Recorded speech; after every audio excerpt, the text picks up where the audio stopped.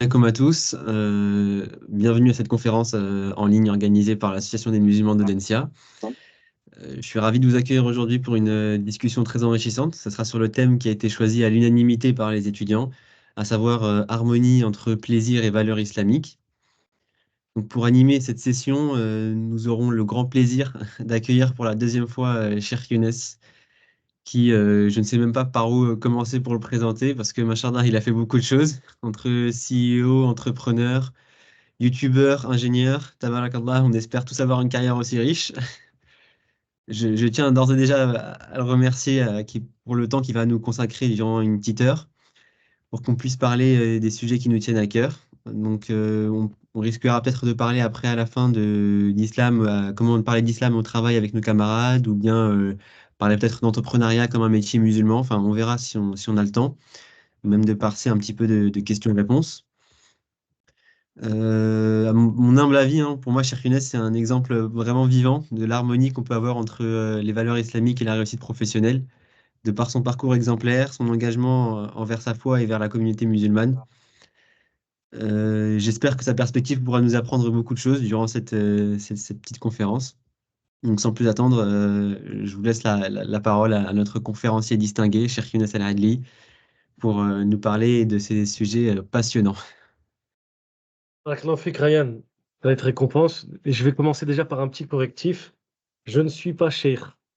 La Ok. terminologie de cheikh se dit pour des personnes qui sont soit âgées, ou soit qui sont, on va dire, expertes dans un sujet spécifique, et notamment en matière de religion. Et moi, effectivement, j'officie en tant qu'imam, mais si on devait un peu comparer les personnes qui travaillent dans la religion au corps médical, euh, le chir, ce serait plutôt pour le docteur, le chirurgien, le chir. Et moi, je suis plutôt un petit peu un aide-soignant ou un petit infirmier. On est encore loin de ce niveau-là. Mais alhamdoulilah, on demande à Allah Azza wa Jalla de nous faciliter dans ce qu'on fait. Bah écoutez, c'est un plaisir également pour moi d'être parmi vous. Je suis très honoré de pouvoir un peu partager quelques éléments. Vous êtes en train de vivre une très, très, très belle passe et page de votre vie, qui est celle on va dire du début de de la vie adulte, sachant on est jeune en islam jusque 33 ans. Moi, officiellement, je ne suis plus jeune depuis quelques temps, mais alhamdoulilah, c'est de très belles phrases parce que tout ce que vous faites maintenant va construire et consolider ce que vous allez être et ce que vous allez devenir. Et le sujet qui m'a été amené, c'est l'harmonie entre le plaisir et les valeurs islamiques.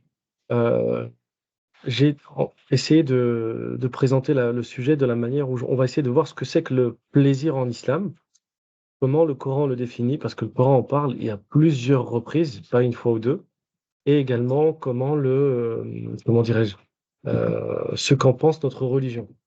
On va essayer même un petit peu de comparer par rapport aux autres doctrines, aux autres croyances, quelle posture, nous, en tant que musulmans, en tant que personnes qui croyons en un Dieu unique, et au prophète Mohammed sallallahu alayhi wa sallam devant nous positionner. D'accord? Alors, le plaisir en islam, Allah Azza wa Jal, il le définit dans sourate Al-Hadid. Il nous dit i'lamu annama al-hayatu ad-dunya la'ibun wa lahu wa zinatun wa tafakhurun baynakum wa takathurun fil amwali wal awladi كمثل غيث أعجب الكفار نباته ثم يهيج فتراه مصفرا ثم يكون حطاما وفي الآخرة عذاب شديد ومغفرة من الله ورضوان وما الحياة الدنيا إلا متاع الغرور. En vérité, si vous voulez, la présentation d'aujourd'hui, juste ce verset, il nous suffit. On peut s'arrêter à la première slide et alhamdoulilah, on a tout. Allah, il nous dit sachez. Et souvent dans le Coran, quand Allah il nous dit i'lamu ou i'lam, c'est pour définir quelque chose. C'est pour nous donner la définition. Et là, Allah Azza wa Jalla, il va donner une définition assez détaillée de ce que c'est que le plaisir. Et on va le comprendre souvent dans la construction des versets. Il y a une, une continuité ou un enchaînement. Excusez-moi, aujourd'hui je perds mes termes. Un enchaînement, pardon, qui n'est pas le fruit du hasard, mais qui est extrêmement réfléchi et savamment euh, pensé afin que l'on puisse le méditer encore plus. Alors là, il nous dit sachez que la vie d'ici-bas Quand Allah il parle, il dit Al-Hayatud Dunya. Et le Hayatud Dunya, c'est pour nous faire comprendre qu'il y a deux vies. Hayatud Dunya, c'est la vie d'ici-bas.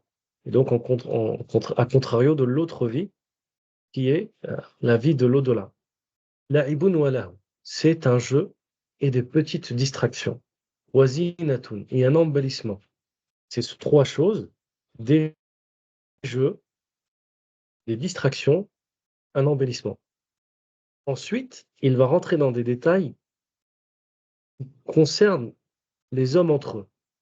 Wa tafakhurun bainakum. Et c'est un petit peu une course entre vous. Wa takathurun fil amwali wal awlad. Et il nous dit, et c'est aussi une multiplicité pour vous d'obtention, d'acquisition et l'argent. Et là, juste le début, il est très bien construit. Parce qu'Allah, il commence par nous dire trois choses, puis deux. Pardon, trois choses, puis un autre qui contient deux choses. En fait, les trois premières choses, c'est la vie d'ici-bas. Et ces trois choses qu'il mentionne, le fait que c'est un jeu, une distraction et quelque chose qui est embelli, il va l'expliquer dans l'élément qui vient juste après.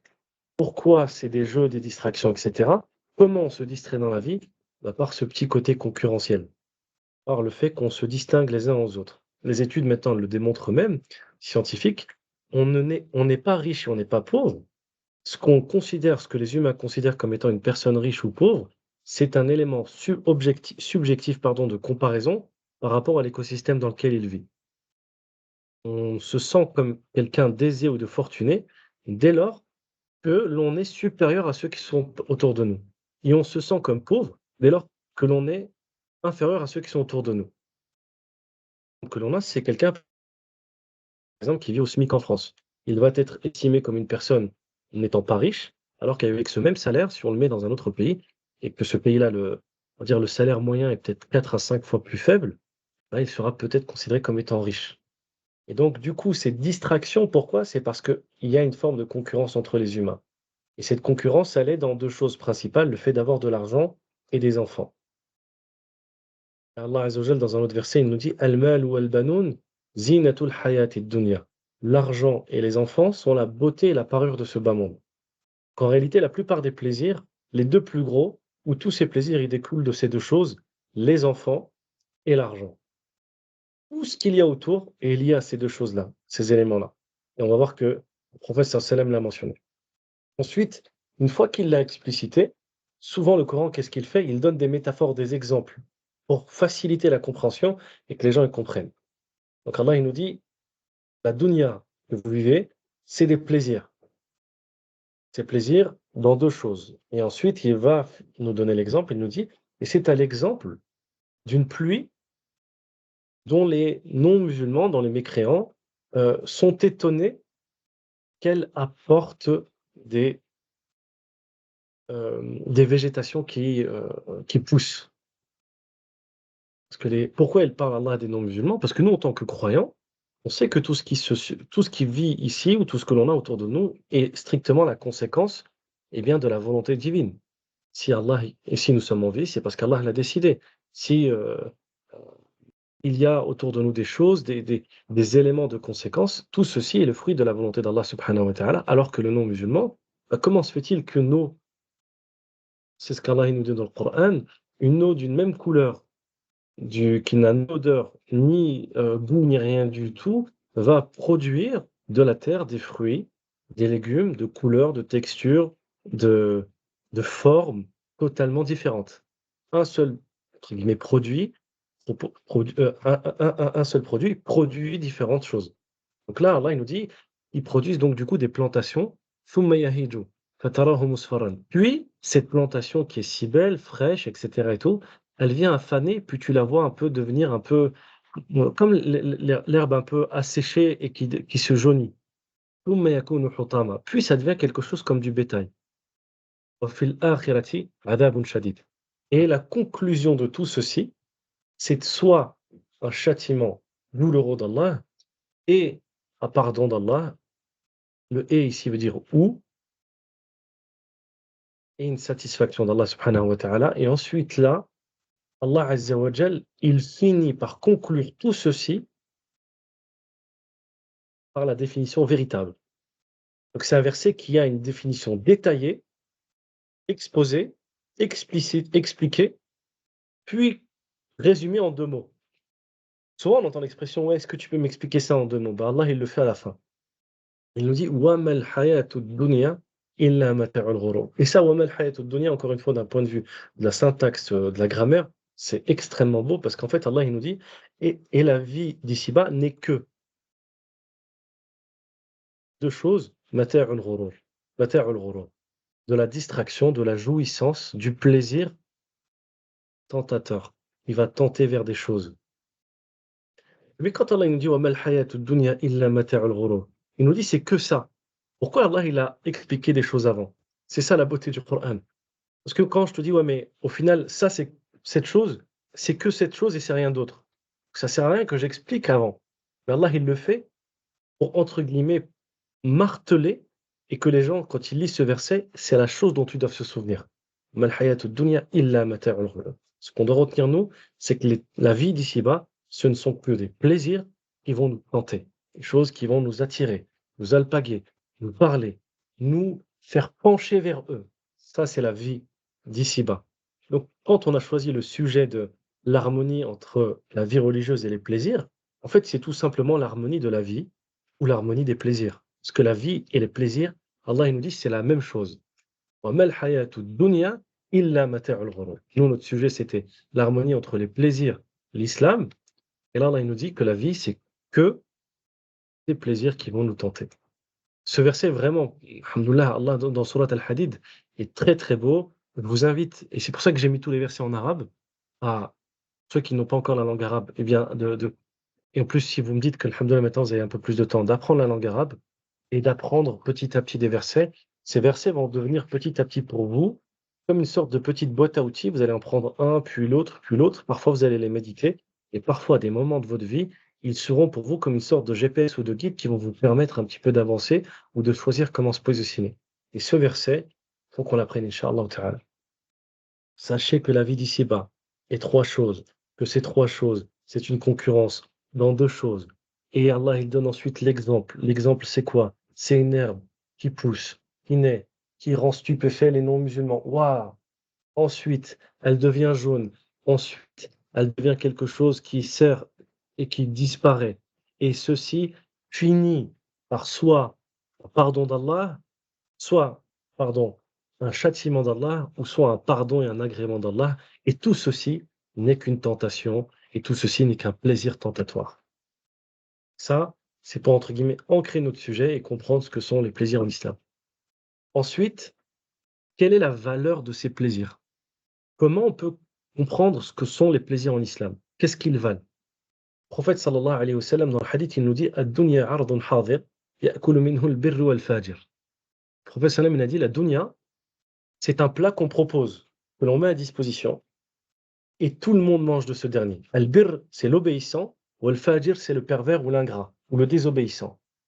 Et ça, c'est beau. C'est-à-dire qu'en réalité, ce hadith nous fait comprendre que les plaisirs ne sont pas uniquement le sujet de ceux qui se laissent tenter, c'est-à-dire les gens qui se laissent à leur propre personne, mais c'est le sujet de tout le monde.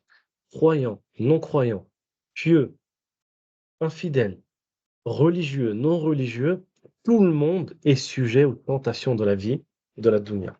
Et également aussi, l'islam nous fait comprendre que le plaisir est lié à une temporalité, à quelque chose d'instantané, ou pardon, de spontané, d'instantané, mais surtout de limité dans le temps. Limité dans le temps. C'est pour ceci que le premier piège qu'a tendu Adam à Iblis alayhi salam, pardon, qu'a tendu Iblis à Adam alayhi salam, c'est quoi? Qala hal adullukum ala shajaratil khuld wa mulkin la yabla. Voulez-vous que je vous indique l'arbre de l'éternité et un royaume qui ne se tarit jamais? Adam alayhi salam, il était au paradis. Et vu qu'il était au paradis, Allah subhanahu wa ta'ala, il lui a dit une chose très simple. profite de tout ce qu'il y a dans ce paradis comme plaisir. Et bien qu'il ait accès à tous les plaisirs, quand on a accès à tous ces plaisirs, qu'est-ce que l'on cherche? C'est que ces plaisirs, ils durent dans le temps. Et Iblis a joué sur cette corde-là. Il dit, ben moi, tu vois l'arbre qu'Allah il t'a dit, n'y touche pas. En fait, c'est l'arbre. Il va te donner l'éternité et des plaisirs qui n'arrêtent jamais. Subhanallah. Donc, ça, c'est la méditation que nous donne l'islam. Et c'est une valeur qui est supplémentaire que nous, en tant que croyants, nous avons et qui nous permet de toujours pouvoir un petit peu avoir quelque chose qui pilote notre vie. Il y a des plaisirs, nous les voyons, nous pouvons y accéder, mais nous comprenons que ces plaisirs sont temporaires et éphémères. Et le piège du diable, c'est de nous faire croire qu'ils sont éternels et que nous sommes ici sur terre éternelle. D'ailleurs, même les savants, ils nous disent, Allah, il châtie même celui qui est en train de se faire plaisir. Pourquoi? Eh bien, simplement en mettant en lui l'impression ou le sentiment que ce plaisir va s'arrêter. C'est le sentiment qu'on connaît tous à la fin des vacances. À la fin des vacances, quand c'est les derniers jours, on sent une forme de nostalgie ou quelque chose dans notre cœur difficilement descriptible. Bah ça, c'est une forme de punition. Et ça, c'est la preuve que notre corps, notre cœur et notre esprit ne sont pas dimensionnés pour profiter des plaisirs de cette vie ici-bas, parce que nous, ce qu'on cherche justement, c'est de briser ce caractère temporel. D'accord? Ensuite, la valeur de ces plaisirs. Que nous dit l'islam sur la valeur de tous les plaisirs que l'on peut avoir sur terre? Allah subhanahu wa ta'ala, il nous parle des gens qui vont s'adonner à tous les plaisirs qu'ils soient et qui vont profiter dans leur vie. Et il nous dit qu'ils diront la phrase suivante le jour dernier, قَالُوا لَبِثْنَا يَوْمًا أَوْ بَعْضَ يَوْمٍ فَاسْأَلِ الْعَادِينَ. Et c'est un verset qui est plusieurs fois répété dans le Coran. Allah il nous dit, ils diront, nous avons séjourné sur terre qu'un jour ou que quelques jours à peine, demande aux gens qui connaissent. Subhanallah, c'est un verset qui est très puissant. C'est-à-dire que Allah il nous fait comprendre que les plaisirs de ce bas monde, en réalité, une fois qu'ils sont passés, qu'ils ont été consommés et consumés, il n'en nous reste comme fruit ben, que des vagues souvenirs et des choses qui sont petites par rapport à peut-être même la grandeur de l'expérience qu'on a vécue. D'ailleurs, c'est pour ceci que le prophète sallam nous dit aussi qu'on prendra deux hommes le jour dernier et on les exposera devant l'humanité. Le premier, c'est celui qui a le plus profité sur terre. On lui demandera, Allah demandera aux anges de prendre cet homme qui a le plus profité sur terre et de le tremper, en faire une seule trempée et de le sortir. Rapidement, même pas l'espace d'une fraction de seconde. Et on posera la question à cet homme, as-tu connu un plaisir sur terre? Il dira, par Allah, et je n'ai connu aucun plaisir. Et l'autre, qui a connu les plus grandes souffrances sur terre et le plus grand manque de plaisir, on le prendra et on le jettera au paradis, ne serait-ce qu'une fraction de seconde, il sortira. Est-ce que tu as connu une douleur sur terre? Il dira, par Allah, je n'en ai connu aucune. Ça, c'est la preuve de la valeur de ces plaisirs en comparaison avec ce qu'Allah va donner dans l'au-delà. C'est quelque chose qui est totalement dérisoire et surtout qui ne laisse rien derrière soi, si ce n'est quelques vagues souvenirs. Mais on va voir qu'Allah Azza wa Jalla nous parle de certains plaisirs qui sont quand même bons. D'accord? Et le Coran il nous fait comprendre que naturellement, l'être humain, il convoite entre ces deux plaisirs, le plaisir de l'au-delà qui est éternel et infini, et le plaisir de ce bas monde qui est éphémère et qui demande beaucoup d'efforts pour peut-être peu de satisfaction à la fin. Et bien, il nous dit que l'être humain, malheureusement, il est illogique, il est incohérent et il choisit très souvent, il convoite très souvent les plaisirs éphémères. بل تؤثرون الحياة الدنيا والآخرة خير وأبقى. Vous aimez, vous convoitez la dunya et ses plaisirs, alors que l'au-delà est bien meilleur et dur sans fin. Donc, est-ce que l'on fait le mauvais choix? Naturellement, nous sommes programmés pour le faire. Parce que l'être humain est plein de biais, plein d'éléments dans notre cerveau, dans notre réflexion, qui ne sont pas logiques et qui ne sont pas clairs. Cette dunya également, le Coran nous dit qu'elle a été embellie par Allah subhanahu wa ta'ala. Il nous dit dans surat Ali Imran, زُيِّنَ لِلنَّاسِ حُبُّ الشَّهَوَاتِ مِنَ النِّسَاءِ وَالْبَنِينَ وَالْقَنَاطِيرِ المقنطرة من الذهب والفضة والخيل المسومة والأنعام والحرث ذلك متاع الحياة الدنيا والله عنده حسن المآب. Allah il nous dit, il a été embelli aux gens sur terre l'amour des tentations. Et ensuite, les shahwat, qu'on appelle les tentations. Qu'est-ce qui nous attire dans ce monde? Donc Allah, il va le décrire. Minan nisa. Donc c'est l'attirance envers les femmes pour les hommes et pour les femmes, et pour les femmes, les hommes, من النساء والبنين, les enfants, والقناطير المقنطرة من الذهب والفضة, et les ornements parmi l'or et l'argent, والخيل المسومة, et les montures préparées, c'est-à-dire tout ce qui va être moyen de locomotion, qui va être embelli ou préparé, والأنعام والحرث, et les récoltes et tout ce qui est des labeurs, ذلك متاع الحياة الدنيا. Ceci fait partie des plaisirs de ce bas monde. Encore une fois, on parle de plaisir. Donc les plaisirs, Allah il les a embellis aux gens. Ensuite, Allah il conclut le verset comment? Encore une fois, regardons la syntaxe, le déroulement et la conclusion du verset. Wallahu indahu husnul ma'ab.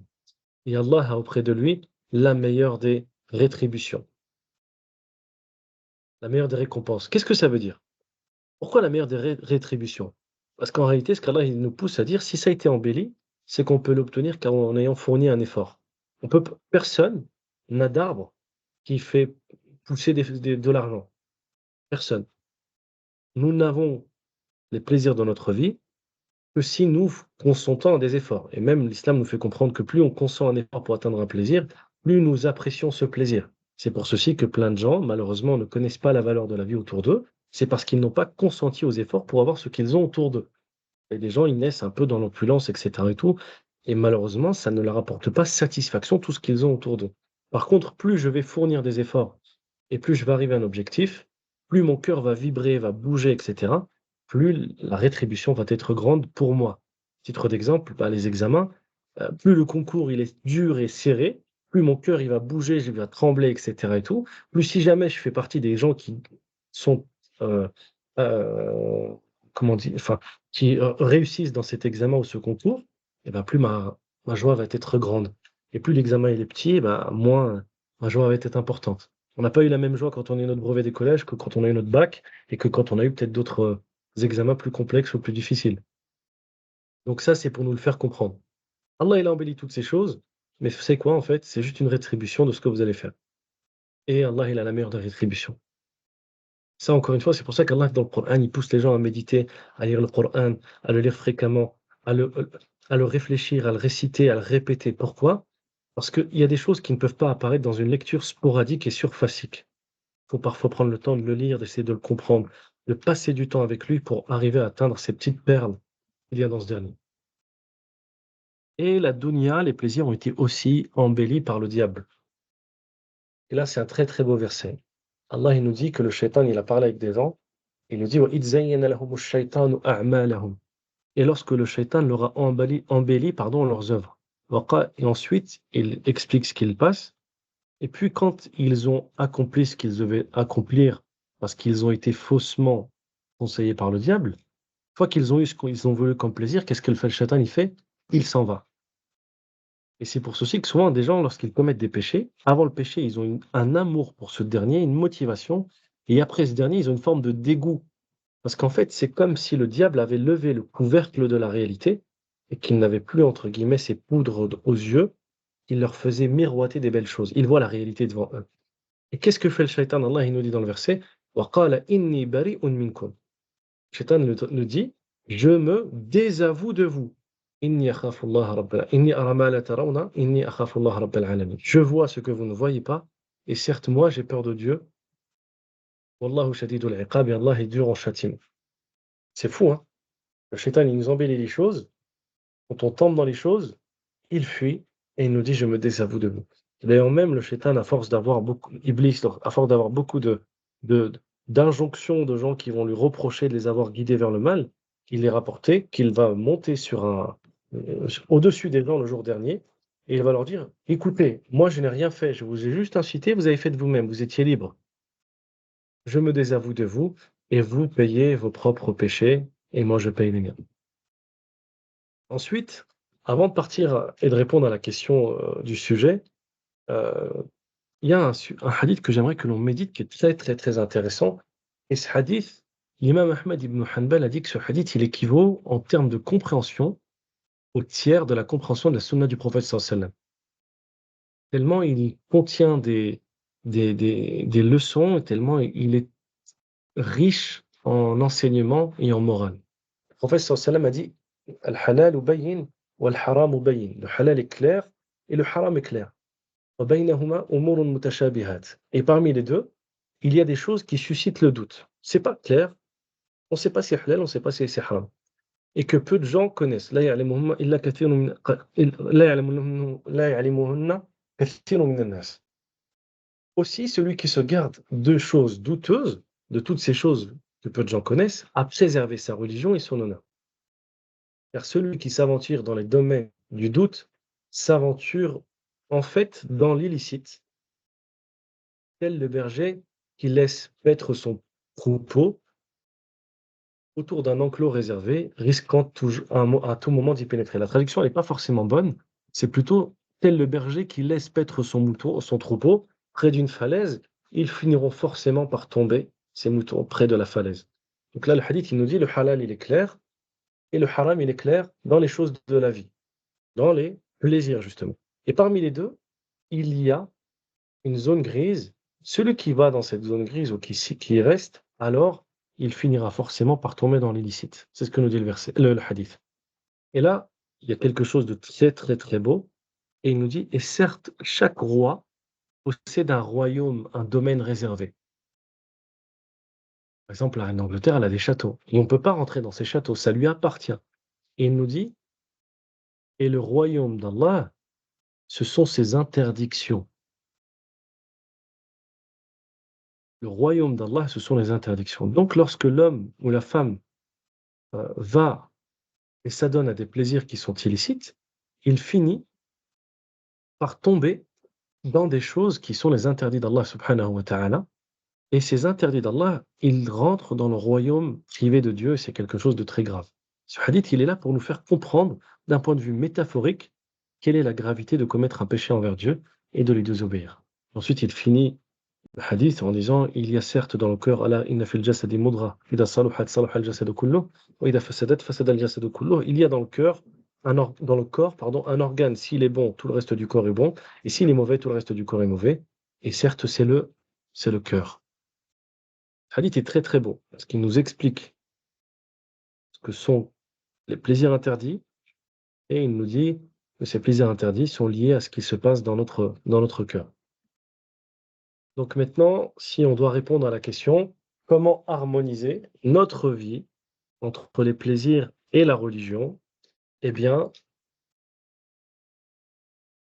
c'est la réponse qu'on va essayer de donner en quelques slides, Inch'Allah Ta'ala. La première chose, il faut distinguer. Il faut distinguer les plaisirs licites et les plaisirs illicites. Et ceci, on peut le faire qu'en ayant de la connaissance de la religion. Si on ne connaît pas notre religion, on ne peut pas savoir qu'est-ce qui est halal et ce qui est haram. D'accord? Et tout à l'heure, je vous ai dit que la plupart des plaisirs étaient liés à une temporalité, et que l'islam était parfois nous incitait à des plaisirs qui ont de la durée, et surtout qui ont une conséquence positive, c'est-à-dire que les plaisirs que l'on va assouvir et dont les conséquences vont simplement rester des souvenirs, c'est pas forcément ce vers quoi l'homme doit fournir autant d'efforts, même s'il peut s'y adonner, il n'y a pas de mal, tant qu'il respecte les limites de Dieu. Mais il y a un plaisir dont le prophète sallam a parlé, le prophète sallam a dit « Ad-dunya mata' wa khayru mata'iha az-zawja as-saliha » La dunya, la vie d'ici-bas, ce sont des plaisirs, et la meilleure des jouissances que l'on peut avoir dans cette vie, c'est une épouse pieuse. Pourquoi? Les savants, ils ont expliqué que l'épouse pieuse, c'est avec elle que l'homme peut vivre en parfaite harmonie, qu'il vivra pleinement sa vie, elle l'aidera dans les affaires de sa vie, de sa religion, elle lui donnera des enfants qui seront bien éduqués, et il vivra avec elle, il se projettera à l'avenir pour avoir une vie qui est pleine et bonne. Donc le prophète sallam nous dit que l'un des meilleurs plaisirs pour un homme, c'est d'avoir une bonne épouse, et vice-versa, pour une épouse, c'est d'avoir un bon époux. Et ça nous permet aussi de comprendre que la première chose pour allier ou harmoniser entre les plaisirs et la vie religieuse, c'est déjà de distinguer les plaisirs, lesquels sont licites, lesquels sont illicites, lesquels nécessitent que j'y consens des efforts pour les atteindre et lesquels ne nécessitent pas. Alhamdoulilah, s'ils sont là, je les prends. S'ils ne sont pas là, je ne les prends pas. Le deuxième, c'est le fait de remercier Allah sur ce qu'il nous donne. Parce que on ne peut chercher à assouvir nos plaisirs ou nos désirs en tant que musulmans si on n'est pas conscient déjà de ce que nous avons entre nos mains. Comme je l'ai dit tout à l'heure, une personne qui a plein de plaisirs autour de lui mais qui n'a pas consenti à des efforts, ne verra pas la valeur de ces derniers et peut-être même ressentira au fond d'elle-même ou de lui-même une tristesse et un vide, un manque. Mais la première chose à faire, c'est d'abord de reconnaître. Le musulman voit toujours le verre à moitié plein avant de le voir à moitié vide, systématiquement. Et toujours, il commence par remercier Allah subhanahu wa ta'ala, même quand il demande. D'accord? Et c'est ce qu'Allah il nous dit, Wala in shakartum la azidannakum. Allah il nous dit dans le Coran, il l'a promis, et si vous me remerciez sur ce que vous avez, alors je vous rajouterai de mes grâces et de mes bienfaits. La troisième des choses, c'est le fait d'invoquer Allah subhanahu wa ta'ala, le fait de lui demander. Et de lui demander systématiquement ce que l'on doit faire et comment on doit le faire. Et il y a une dua que le prophète sallallahu alayhi wa sallam faisait souvent, qui est très très belle et que je vous incite à apprendre. Le prophète sallallahu alayhi wa sallam avait l'habitude de dire Allahumma inni as'aluka al-afafa wa tuqa, Allahumma inni as'aluka al-huda wa tuqa, wa al-afafa wa al-ghina. Oh Allah, je te demande la guidée et la crainte. Et l'afaf, c'est le fait d'être euh, à l'abri des tentations charnelles et la richesse. Cette dua, elle est belle. Pourquoi? Parce qu'il commence par demander deux choses qui sont en lien avec sa foi. Al-Huda, la guidée, et la crainte de Dieu. Ensuite, Al-Afaf, le fait d'être à l'abri des tentations charnelles, c'est le fait également aussi d'avoir quelque chose qui nous permet de l'être, c'est-à-dire d'être marié surtout. Donc, c'est une forme polie de demander à Allah Azza wa Jal d'être marié. Et le Rina, c'est la richesse. D'accord? Cette dua, le prophète sallallahu alayhi wa sallam, il la faisait très souvent. Et moi, je vous invite à l'apprendre et à la faire dans vos prosternations, dans votre vie de tous les jours et même dans ce que vous accomplissez. Ça peut, alhamdoulilah, nous aider. Là, on peut se poser une question. On a dit, il faut remercier Dieu et il faut l'invoquer. Et le quatrième point, pardon, c'est le fait de se contenter de ce qu'on a. D'accord? Le prophète sallallahu alayhi wa sallam, dans le hadith, il nous dit Man asbaha minkum aminan fi sirbihi, mu'afan fi jasadihi, indahu qutu yawmihi, faka'annama hizat lahu ad-dunya. Le prophète sallallahu nous dit celui qui se lève le matin, il a trois choses. Il est amin dans son corps, c'est-à-dire il est en bonne santé, premièrement. Deuxièmement, il est, pardon, il est à l'abri. Il n'est pas dans une situation de guerre, il n'a pas peur pour lui, pour sa famille de mourir, etc. Il vit dans une situation de paix, premièrement. Deuxièmement, son corps, il est en bonne santé. Troisièmement, il a de quoi manger pour sa journée. Le prophète sallallahu alayhi wa sallam, il nous dit, c'est comme si on lui avait donné tous les plaisirs de ce bas monde. C'est comme s'il avait tout. S'il a la paix, la santé et de quoi manger pour sa journée, c'est comme s'il avait toutes les richesses de ce bas monde. Donc ça, c'est le fait de se contenter. Et là, on va se poser des questions. Pourquoi l'islam nous demande de nous contenter et en même temps, il nous dit d'invoquer Dieu pour avoir plus? Et Dieu nous dit, si vous me remerciez, je vous donne plus. Qu'est-ce qu'on fait? Est-ce qu'on se contente ou on demande plus? En fait, ça nous apprend un adab, une politesse que l'on doit avoir avec Allah subhanahu wa ta'ala. Parce que quand on invoque Dieu, quand on lui demande des choses, on doit le faire tout en reconnaissant la grandeur d'Allah subhanahu wa ta'ala et tout en ayant une forme eh bien j'ai presque envie de dire de protocole, même si c'est pas nécessairement un protocole, Allah est très proche de nous, mais de respect dans la démarche que nous entreprenons lorsque nous souhaitons parler avec Allah subhanahu wa ta'ala. Et ça, c'est même relaté dans plusieurs hadiths. Par exemple, vous savez qu'il interdit à un homme ou à une femme de prier avec simplement une sorte de cape qu'il met autour de ses épaules. Vous savez, parfois, on a des vestes, on met la veste sur nos épaules et on ne met pas les mains dans les manches. Ça, c'est interdit. Pourquoi? Parce que le prophète sallallahu alayhi wa sallam estimait que c'est entre guillemets, un vêtement que l'on met lorsque l'on se sent comme quelqu'un de grand. Et il a dit, c'est pas une posture que l'on met ou que l'on adopte lorsque l'on veut parler à notre maître et à notre Seigneur. Et ben là, c'est la même chose. L'islam, il nous dit de demander tout ce que l'on veut à Dieu. D'accord? Allah subhanahu wa ta'ala. Et de toujours être ambitieux dans notre vie, dans ce qu'on construit. Mais la première des choses, c'est d'abord de se contenter et de le remercier. C'est-à-dire que moi-même, quand je veux faire une dua à Allah subhanahu wa ta'ala, je commence d'abord par mentionner ses noms, ses plus beaux attributs, et ensuite je commence par rappeler les bienfaits qu'il m'a fait. Tu m'as donné ceci, tu m'as fait cela, tu m'as offert ceci, tu m'as permis cela, D'abord lui rappeler ses bienfaits. Ensuite, le remercier, tous ses bienfaits. Et par la suite, faire sa demande. Et parfois, il y a des gens qui te disent, ah, moi j'ai fait des doigts, j'ai demandé à Allah de me marier et il m'a rien donné. Ou j'ai du mal à trouver. Mais déjà, est-ce que tu as pris le temps de patienter? Et deuxièmement, est-ce que tu as pris la forme pour demander à Allah subhanahu wa ta'ala? Ça, c'est la grande question. Et c'est ce que nous, on doit avoir aussi dans notre relation avec tout ce que l'on va demander à Allah et toutes les choses qui vont avancer pour allier nos plaisirs de notre vie et notre religion. On veut plus de plaisir, on veut plus de belles choses. Et bien, alhamdoulilah, ça fait partie des choses que l'on doit faire, c'est-à-dire d'abord reconnaître, se contenter pour avancer un peu plus. Cinquièmement, il faut corriger sa personne et son nafs. Allah dans le Coran, il parle beaucoup de nafs, lawama biso, qui incite au mal. Et cette nafs, en fait, notre âme, elle est insatiable et elle veut toujours tous les plaisirs du monde sans arrêter. Et l'islam nous demande de la contrôler, de la maîtriser et de la purifier. Qad aflaha man zakkaha wa qad khaba man dassaha. A certes réussi celui qui purifie son nafs et a perdu celui qui la laisse aller à ses propres plaisirs. Et ça, c'est énorme et c'est l'un des points les plus importants de mon intervention. Le fait de comprendre que ces plaisirs, on y est confronté. Certains, on s'y laisse aller parce qu'ils sont permis et licites, et d'autres, il faut savoir dire non et stop et combattre sa propre personne. Et celui qui le fait, il a réussi, walillahi alhamd. D'accord? Comment purifier son nafs? Il y a deux éléments très importants. Le premier, c'est la croyance en Allah subhanahu wa ta'ala, et le deuxième, c'est les actes. Qu'est-ce que ça veut dire? La croyance. Il faut connaître Allah subhanahu wa ta'ala pour maîtriser ses plaisirs et surtout ses pulsions qui ne sont pas forcément positifs ou bons. Et chaque être humain a des pulsions et chaque être humain est enclin et tenté et poussé à faire des choses qui sont interdites et illicites. Allah nous a créés avec ça en nous. D'accord? Euh, la dernière fois, j'étais en train de lire aux Pays-Bas, euh, ils ont légalisé le cannabis parce qu'ils disaient que ça faisait des problèmes dans les quartiers populaires, que ça amenait du trafic, des choses mauvaises, etc.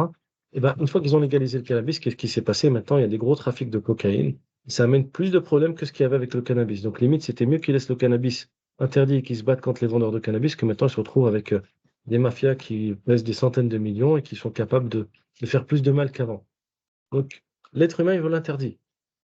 Si demain, on dit aux gens le café, c'est interdit, les gens vont être fascinés par le café, avoir des désirs de. Enfin, le café ou n'importe quoi, hein. C'est l'interdit qui nous attire. Et on ne peut résister face à l'interdit si on ne connaît pas notre Seigneur et si on ne connaît pas notre croyance. Si on ne sait pas qu'Allah Azzawajal nous voit en tout temps, si on ne sait pas qu'Allah Azzawajal va nous rétribuer. Si par exemple celui qui est tenté de voler, la kleptomanie c'est une maladie tentatoire de tentation, eh ben, ne sait pas que Allah, c'est celui qui nous donne son risque, c'est-à-dire que ce qu'il va prendre de manière illicite et illégale, Allah va lui le donner, mais c'est juste lui qui a choisi le mauvais chemin.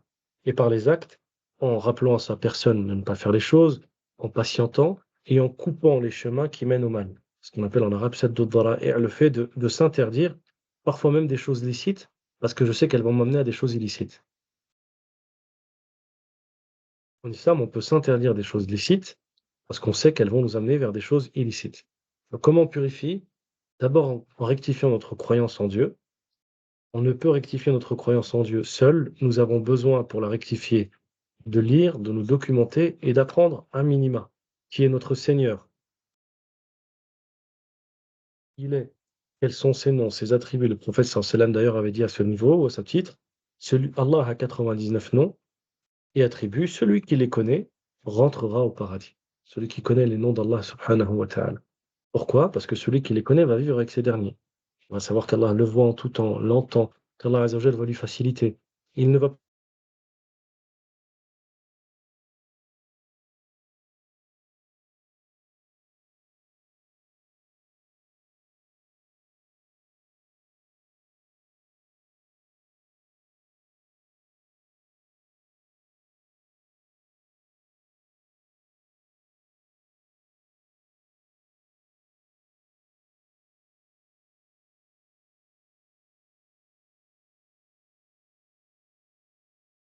Salam alaikum. Salam cher, je crois qu'il y a eu un petit problème pendant une petite minute, là ça a dû couper, on vous a tous perdus. Effectivement. Là, vous revoyez mon écran encore ou pas? On voit l'écran, on vous voit, c'est bon, et on vous entend. Oh, bah, parfait. Alhamdoulilah, on peut reprendre. Purifié par la croyance du coup et par les actes. Et donc, la sixième chose, c'est de lutter constamment. Lutter constamment contre les plaisirs qui sont mauvais et pour rectifier notre âme.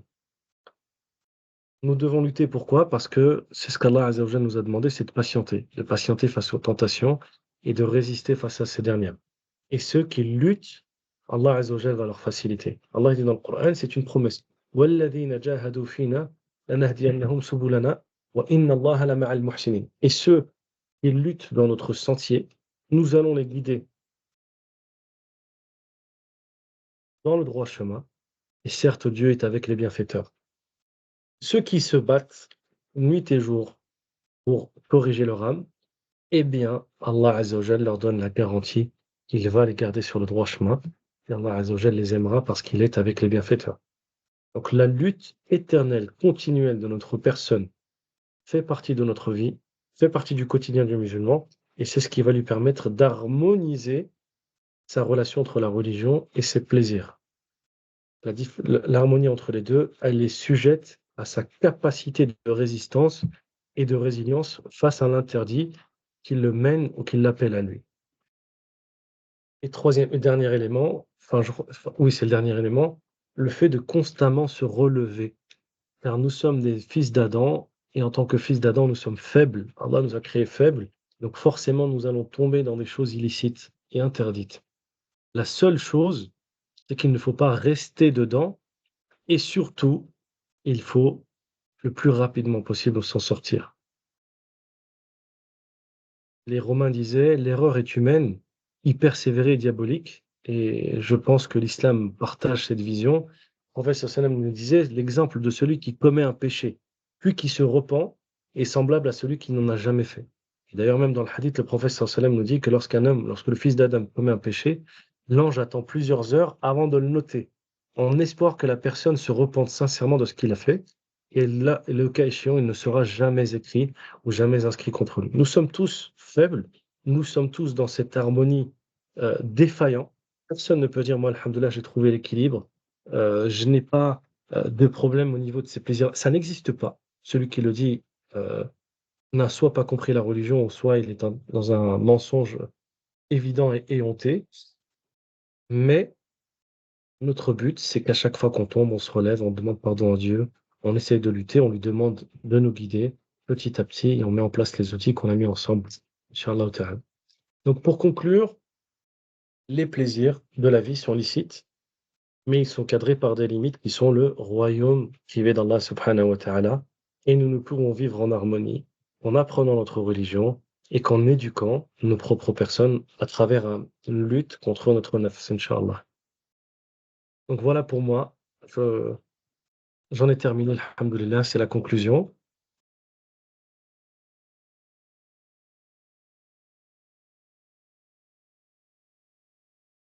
Alors, quand on fait pas cher, mais plutôt, comment je vous appelle, Monsieur Younes, Monsieur Laadli? Ouais, Younes, c'est suffisant.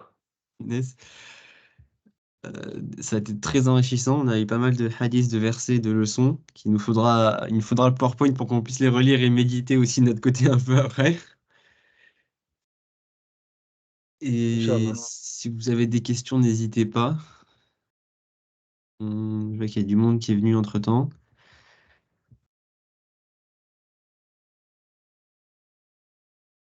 Sinon, pour commencer, moi j'en avais une. Vous avez parlé, je crois que c'était le point 6, c'était de lutter et que c'était une garantie pour pouvoir rester dans cette harmonie-là. Mais parfois on retombe souvent, du coup il faut se relever, mais il y a des moments, enfin, on n'a plus cette force de lutter et on se dit, bon, maintenant que je suis tombé dedans, par exemple, si je prends l'exemple qui nous touche pas mal d'entre nous, la musique, on se dit, bah, j'en écoute tout le temps, je vais au supermarché, il y en a, je vais dans la voiture, ça va pas me changer grand-chose. Comment est-ce qu'on fait pour garder cette force, cette lutte, ce feu avec nous constamment? Surtout sur un péché qu'on a l'habitude de faire. Alors, en fait, dès lors qu'on ne lutte plus contre un péché, notre âme, elle est sujette à lutter contre un autre péché plus grave.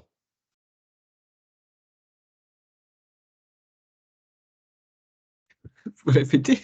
Quoi? Dès lors qu'on ne lutte plus contre un péché, notre âme est sujette à lutter contre un péché plus grave. En fait, dès lors que l'on on lutte plus contre un péché, c'est-à-dire qu'il est indirectement pris par notre subconscient comme étant quelque chose de normal, et donc de ne plus interdit, notre âme va être tentée par quelque chose d'autre qui va être interdit. C'est le cycle sans fin et c'est ce qui pousse même parfois, les sociétés, on va dire, occidentales à des dépravations énormes et horribles. Des, on va parler, en toute objectivité des pratiques, qui sont très abominables, des pratiques même charnelles très abominables, des choses ou des qu'on entend qui sont mais complètement folles, c'est juste parce qu'elles ont accepté des choses qui normalement sont interdites et elles l'ont pris comme des normes érigées et puis par la suite, l'être humain, il va toujours vers ça. En fait, l'âme, elle a toujours besoin d'aller continuellement vers des choses interdites ou des choses qu'elle estime comme étant mauvaises. À titre d'exemple, quand on lit les histoires des pieux prédécesseurs, on a des gens qui, ont été punis par Dieu parce qu'ils ont commis des péchés, mais, aucun d'entre nous pourrait les estimer comme tels. Un homme avait vu une fois les chevilles d'une femme et Allah l'a puni. Mais nous, parce qu'on a vu les chevilles d'une femme comme étant normales, on est tenté par d'autres choses. Mais vu que lui, toutes les autres choses que nous on fait, il les a combattues, il a réussi son combat, il en est arrivé au niveau de son combat, de ça. Donc la vie, c'est un éternel combat de notre nafs et celui qui se laisse entre guillemets, à ses péchés, il faut qu'il se dise que le shaitan est en train de lui préparer des choses pires et qu'il est en train petit à petit de tomber. Donc il a tout intérêt à reprendre le combat et à continuellement se poser des questions. Après, juste cette question, on pourrait en faire un dars complet parce que il y a la tentation ou le fait de perdre face à une tentation. Le shaitan, il a plein de moyens. D'ailleurs, il y a un savant qui s'appelait Ibn al-Jawzi qui a écrit un livre qui s'appelle Talbis Iblis, les ruses du diable, dans lequel il explique. Par exemple, un exemple tout simple, l'excès de nourriture. Vous verrez que la plupart des gens qui ont du mal à se lever au fajr, parfois, souvent le soir, ils mangent super tard et ils mangent beaucoup. Ils ont une hygiène de vie et ça, c'est la conséquence. C'est un des inputs, un des moyens que le shaitan trouve pour rentrer.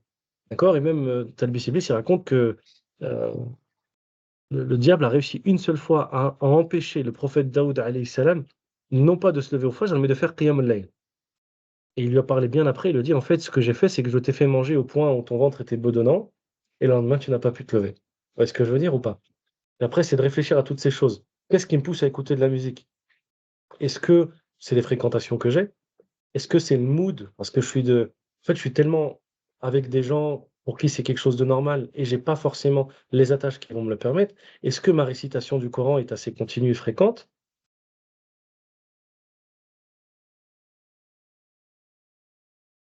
Parce que la prière, elle éloigne des turpitudes et des choses mauvaises. Donc, est-ce que je prie de manière mécanique? Ou est-ce qu'en vrai, quand je prie, je sais que je suis devant Allah subhanahu wa ta'ala et j'ai une relation avec lui? Oui. Ça a coupé une dizaine de secondes, donc j'ai pas eu le milieu de la phrase avant, à partir du moment où tu as dit qu'on est dans un groupe. Enfin, Oui, je disais, est-ce que ce groupe me tire vers le bien ou vers le mal? Si je suis dans un groupe où les gens, en fait, c'est quelque chose qui est totalement normal et qui me le normalise, peut-être qu'en fait, c'est juste un phénomène social trop important, c'est une vague qui me noie. Donc peut-être qu'il faut que dans ma vie sociale, j'ai des gens auprès de qui, en fait, c'est anormal et peut-être qu'avec le temps, en fait, leur leur influence va me permettre de changer. Vous voyez ce que je veux dire? Heu, il y a pas de réponse toute faite. C'est du cas par cas pour chacun d'entre nous, dans le cheminement religieux dans lequel on est, dans l'évolution dans laquelle on est, dans l'état de la situation de notre cœur, dans l'état de la situation de toutes ces choses, mais ça nécessite une analyse personnelle, une introspection et un travail de réflexion et ce travail ne peut être fait si on n'est pas armé des outils. Les outils, c'est la connaissance. Le fait de, par exemple, le prophète sallam nous parle de l'importance de la fréquentation, nous parle de l'importance de la prière, de ses invocations, de cette chose, de telle adoration, de tel élément. Et peut-être qu'en s'y accrochant, on va se permettre d'éviter toutes ces choses. magnifique.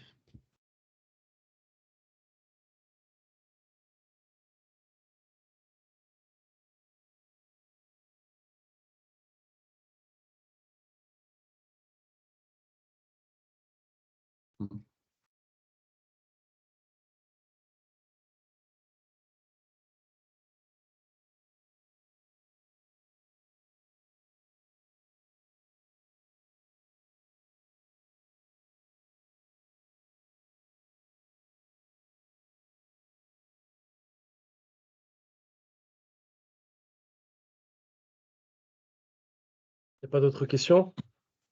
J'ai une petite question, s'il vous plaît. Oui.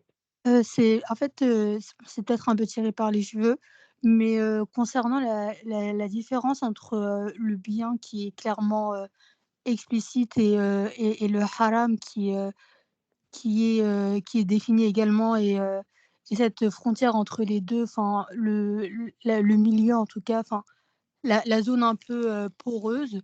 Enfin comment on peut, en fait dans un monde qui change et où, enfin il y a tout le temps de nouvelles transformations, de nouvelles innovations et cetera. Comment on peut savoir si, une chose est bien ou pas? Je pense notamment en fait, aux métiers, qu'on peut pratiquer. Vu qu'il y a énormément de nouveaux métiers qui se créent et cetera, comment on peut savoir, si une chose est profondément bonne ou pas pour nous? Je sais pas si je suis claire. Heu, la question, si je la résume, c'est, le hadith, il dit qu'il y a des choses qui sont halal, d'autres choses qui sont haram. Entre les 2, il y a la zone poreuse et vu qu'il y a des nouvelles choses, est-ce que ces nouvelles choses sont dans la zone poreuse ou est-ce qu'ils sont dans les choses qui sont, halal ou haram, c'est ça? Oui, c'est ça. Alors, déjà la première chose, la réponse initiale, c'est que la base dans la vie de tous les jours, c'est que tout est halal, sauf ce que le texte nous interdit. D'accord? Il faut que j'ai une preuve que c'est haram, pour que ça devienne illicite. Ensuite, deuxièmement, le Coran nous incite à demander aux érudits et aux experts dans le domaine, notamment aux savants religieux, s'il y a quelque chose de nouveau qui apparaît et si c'est quelque chose de nouveau de entre guillemets «de normal», la question ne se pose pas. Mais s'il y a des risques et des dangers, on pose la question aux gens de science et eux se positionnent et nous disent. Exemple tout simple, l'intelligence artificielle. Personne n'a demandé, personne n'a dit est-ce que l'intelligence artificielle c'est halal ou c'est haram. Par contre, pour les crypto-monnaies, je sais qu'il y a plein de gens qui ont posé des questions. Parce qu'il y avait quelque chose qui suscitait un doute. Et dès lors qu'on suscite le doute, on a besoin de répondre. Mais si c'est une nouvelle technologie, je sais pas moi, la réalité augmentée, la vérité enfin, la réalité, les les nouvelles lunettes connectées là, qui sont en train de faire, pour le moment, je pense que ça fait partie des, entre guillemets, «des biens de consommation de la vie de tous les jours». Il n'y a pas de questions réelles, mais dès lors qu'il va y avoir des usages un petit peu spéciaux, je pense qu'il y aura des questions qui vont se poser.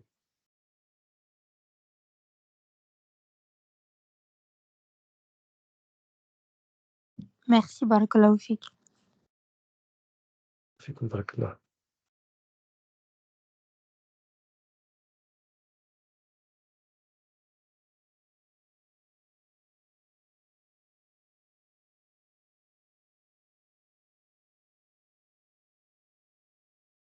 Eh ben, écoutez, s'il y a pas de questions supplémentaires, je vais le les slides, je vais te les partager, Ryan. Ce que je vais faire, peut-être, je vais rajouter les versets en français ou alors est-ce que vous voulez que je vous les envoie comme tels et chacun fait sa petite recherche? Je pense qu'il y a des gens qui sont pas forcément arabophones. Ouais, si ça te prend pas beaucoup, je voudrais bien, ouais. Ouais, je le fais, Inch'Allah, pas de souci. Je vois qu'il y a une question dans le chat. Je sais pas s'il a le micro, donc je vais te la poser. Ouais. Salam alaikum. Pour reprendre l'exemple du Bitcoin, certains savants ont jugé le Bitcoin halal et d'autres haram. Comment se positionner? Tactique, la Ah, question. être trop tactique et trop technique. Là, on va rentrer dans des sujets un peu de jurisprudence qui sont un petit peu qui vont demander un peu de concentration à 22h15. D'accord? C'est Mais ça, il est un alhamdoulilah, peu. on est des étudiants. En fait, le bitcoin, quand quelque chose est haram, quand un produit ou un bien de consommation est haram, il y a 2 choses. Soit c'est le produit en lui-même qui est interdit, ou soit c'est son usage qui est interdit. D'accord? C'est son application. À titre d'exemple, heu, je peux par exemple avoir des couteaux qui sont halal et des couteaux qui sont haram. Je sais pas si vous me suivez? Ou je peux, dans certains cas, vendre des couteaux halal et vendre des couteaux qui sont haram en tant que commerçant. Ouais, il y a un frère qui m'avait posé une question. Lui, il fait des plateaux de fruits. Il fait des plateaux de fruits, vous savez, les plateaux un peu décorés avec des fruits coupés dans des formes un petit peu sympas et tout. Et lui, son activité, rien l'empêche, rien l'interdit, dès lors qu'il ne gaspille pas et cetera et tout. Par contre, il avait posé la question: j'ai des personnes de confession juive qui viennent me voir parce elles doivent faire Shabbat, etc., etc., etc., etc., avec ces paniers de fruits-là. Et ils me demandent de mettre des petits mots pour Shabbat, etc. Dans ce cas-là, lui, son activité devient illicite parce qu'il va aider des gens qui ne sont pas des musulmans à pratiquer un culte, une adoration, qui n'est pas légiférée par Dieu et qui est une désobéissance à Dieu. D'accord? D'accord? Donc, le produit est halal, mais dans certains cas, l'usage peut en être fait mauvais. Alors, Ramzi dit le bitcoin, ça reste une monnaie d'échange. Pourquoi ce serait haram? MDRRR. Ramzi, on va essayer de te répondre. Pourquoi ce ne serait pas forcément quelque chose de halal? Eh bien, tout simplement parce que l'islam, comme on l'a dit, de la base, tout est halal, mais tout va dépendre aussi également de son usage. Je vous parlais tout à l'heure des couteaux. Si moi je vends des couteaux, que je sais que ces couteaux, ces machettes ou ces couteaux vont faire du mal, ils vont servir à des voyous, des brigands pour faire du mal, bah, j'ai plus le droit de les vendre. Mais si c'est des couteaux à beurre, ou etc., ou autres, et qui vont être utilisés par exemple pour couper de la viande, j'ai le droit. D'accord? Euh, pour le Bitcoin, eh ben, en fait, les savants, ils ont parlé de plusieurs éléments, notamment, ils se sont basés sur des hadiths liés à la spéculation. En islam, on n'a pas le droit de spéculer, et encore moins sur des éléments volatiles et qui n'ont pas de lien avec l'économie réelle. La spéculation, c'est le fait d'acheter quelque chose ou de faire l'acquisition de quelque chose dans le but d'avoir une augmentation de ce produit pour pouvoir le revendre et faire une marge, mais sans éléments réels. D'accord? J'ai le droit en islam, par exemple, d'acheter un terrain, une maison, de le mettre de côté et de me dire, ben, écoutez, cette maison, je sais que la valeur de l'immobilier dans tel pays, dans telle ville, elle va prendre, j'ai envie de la revendre. Parce que c'est quelque chose de réel entre mes mains. OK? Par contre, je n'ai pas le droit d'aller acheter, je sais pas moi, des papiers ou je ne sais quoi, dans le but que ça augmente et que ça spécule inopinément. D'ailleurs, même, vous savez, dans les devises, ce qu'on appelle la sarf en arabe, les savants, ils interdisent le fait, par exemple, d'acheter les dollars ou des yens et de les garder volontairement, puis de les vendre avec un objectif que ça monte, si ça peut porter atteinte à l'économie du pays. D'accord? À notre échelle, à nous, c'est pas le cas. Mais par exemple, vous avez des gros fonds d'investissement qui peuvent acheter, pas moi, une devise d'un pays et dans l'optique peut-être de lui faire la guerre. C'est ce qu'ils ont fait à la lire turque il y a quelques années et ça avait mis en difficulté l'économie turque. D'accord? Euh, le Bitcoin, pourquoi c'est pas comme les monnaies traditionnelles? Les monnaies traditionnelles, elles sont imprimées ou elles sont émises en fonction de la productivité du pays, en fonction de ce qu'ils appellent la croissance. Après, le problème, c'est qu'ils indexent ça avec des taux d'intérêt, ce qui est illicite en soi. Mais si on enlevait le caractère des taux d'intérêt, en fait, c'est tout simplement, on estime combien le pays produit de richesse et on imprime des billets ou on émet de la devise en fonction de ça, tout simplement pour que cet argent qui est présent représente la richesse et que les gens puissent se partager ces richesses. Moi, je suis prestataire de service, je rends service à quelqu'un, j'ai créé une richesse, bah lui, il me rétribue en fonction de ça. J'ai vendu un bien, la même chose. Et si je produis plus de biens, bah j'ai besoin de plus de billets pour échanger et pour qu'on m'achète. C'est ça. La monnaie cryptée, pardon, comme le Bitcoin, n'est pas du tout liée à ça. Elle est simplement liée au caractère superficiel de l'image que le Bitcoin est là parmi les gens. Quand Elon Musk tweet que le Bitcoin c'est bien, la valeur elle monte. Quand il dit c'est nul, la valeur elle baisse. Quand les gens ils commencent à se dire ouais non c'est intéressant, ça monte, etc. Donc ça fluctue en fonction de rien. Et donc du coup cette fluctuation est considérée en islam comme quelque chose d'illicite, à savoir de la spéculation. Par contre, on a des cryptos qui sont ce qu'on appelle des stablecoins, qui sont utilisés eh bien, à des fins tout simplement de troc et d'échange. Il y a des gens qui ont des devises en Afrique, ils peuvent pas payer en euros ou sur des plateformes en euros, ils vont acheter des stablecoins. Le vendeur en Europe récupère les stablecoins, les convertit, donc les met dans son wallet, etc. Et tout, et ensuite il envoie la devise où il fait le service, et vice-versa. Là, dans ce cas, personne ne dit que c'est illicite, parce que l'objectif est d'utiliser cette devise dont, euh, dans l'optique ou dans la finalité de pouvoir répondre à quelque chose qui est simplement de faire un échange. OK? Donc, c'est que ce que j'expliquais un petit peu au début, ça va dépendre de la finalité de ce que je fais. Il y a des produits qui sont illicites, heu, intrinsèquement par ce qu'ils sont, et il y a des produits qui peuvent être illicites par leur finalité, par leur usage et leur utilisation. Et là, on est dans le cas où c'est pour ça que les savants divergent, parce que le produit en lui-même bah, quelque chose qui est crypté, bah, on s'en fiche. De toute façon, l'argent qui est dans les banques, il est déjà crypté. Ce sont des crypto-monnaies, hein, ce qu'on a dans nos comptes bancaires. C'est pas de l'argent réel, hein. Il n'y a pas de coffre avec 2000 euros, 3000 euros, etc.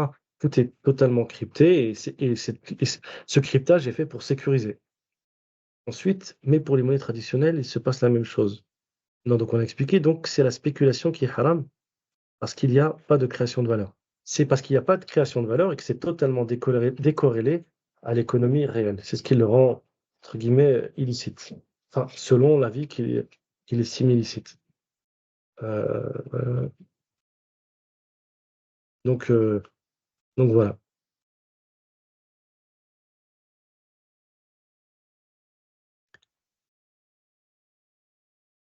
Je suis obligé d'en profiter pour placer deux petits mots sur la conférence sur la finance islamique qu'on fera normalement après le Ramadan. Ce sera dans les locaux de Finaya à Paris. Donc, Ramzi, tu seras convié pour pouvoir discuter des questions plutôt orientées finance. De préférence, si vous avez des questions en rapport avec la conférence, mais sinon, on va peut-être terminer là. Il commence à se faire tard. On va pas te garder trop longtemps, Younes. Je vois que tu es encore au travail derrière. Une petite dernière question peut-être, Yanis. Ouais, et ça, dit barakallahu fik.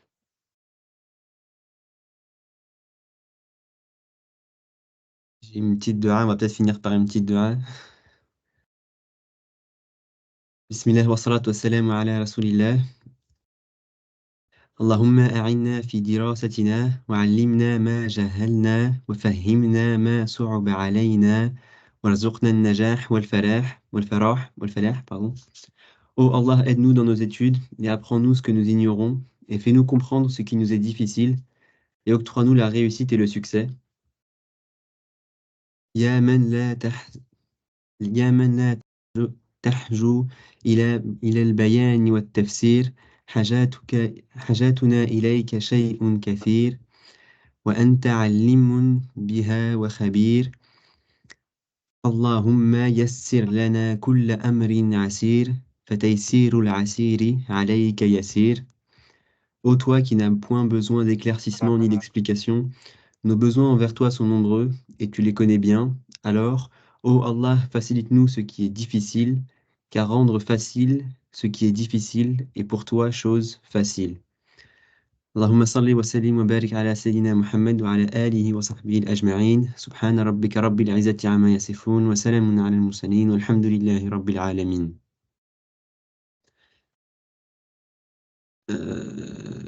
Est-ce que la date est fixée pour la conférence? Non, la date n'est pas encore fixée, mais on vous enverra un mail quand ce sera fixé.